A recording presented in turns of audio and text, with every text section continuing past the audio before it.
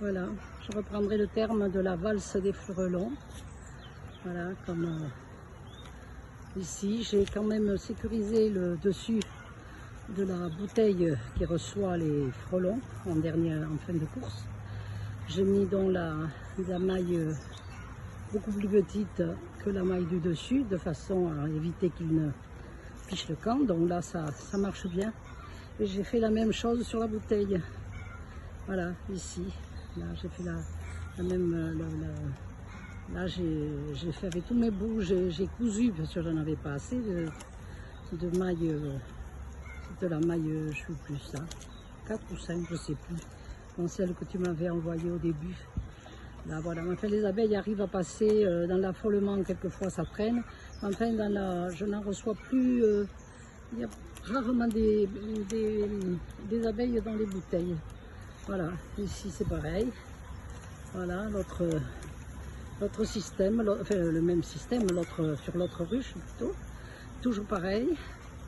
Voilà, là alors par contre, là où tu me suggérais de mettre les élastiques, ça marche pas terrible. Là ce que j'ai fait, j'ai tiré dans la maille noire, là, qui est du 5 ou 6, c'est la dernière que tu m'as envoyée.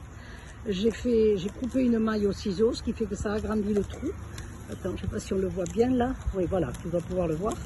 Donc ça laisse passer les frelons, mais ça ne laisse pas une grosse entrée, quoi, pas une grosse possibilité.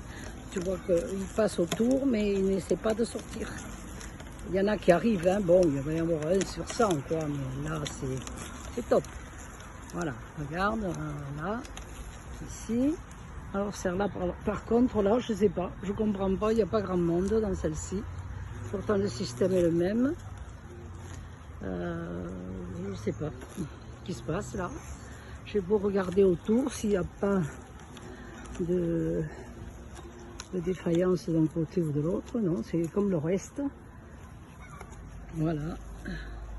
Voilà la 4e ruche. C'est pareil, il y a moins de prise.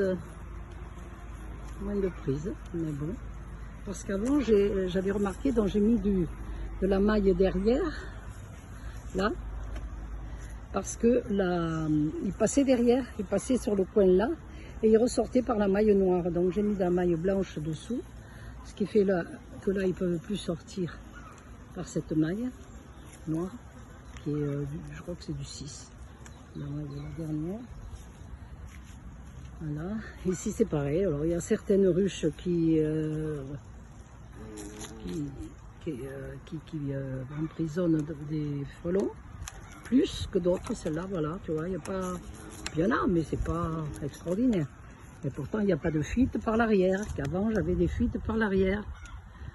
Là, depuis que j'ai fait l'ajout de... Et là, voilà, celle-ci, il y a du monde. C'est la 6e ruche. Voilà. Là, ça a bien travaillé. Voilà. Et alors, ce que je fais après, ça peut servir pour les autres. Quand tu vois, derrière, il n'y a rien. Alors, donc, je disais que ce que je faisais après, c'est... ça, il y a des frelons là. Regardez. Ça, le bestiole, là. Ça n'est plein. Il y en a 5 ou 6. J'attends qu'ils rentrent, j'espère qu'ils vont rentrer dans la bouteille.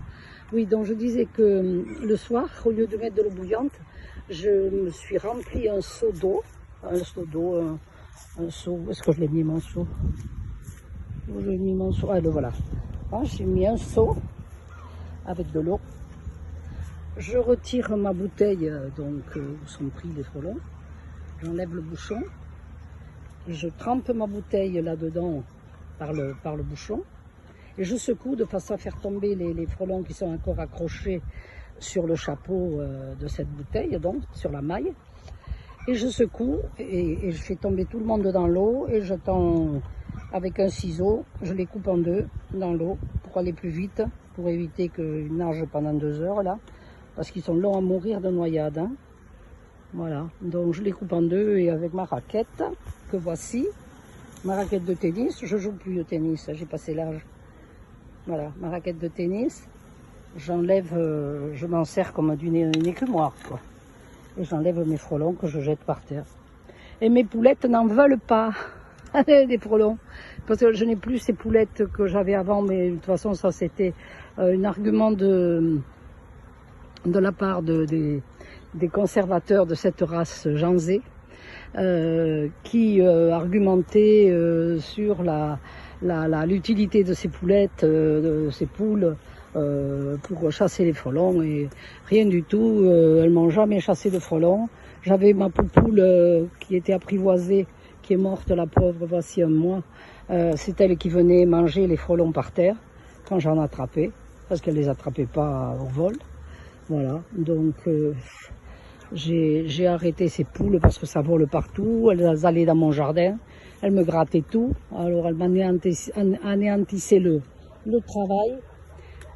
Ce qui fait que voilà, j'ai pas continué cette race. Bon, j'ai des poules blanches, des petites bresses qui sont mignonnes comme tout, voilà, mais qui mangent pas les frelons non plus.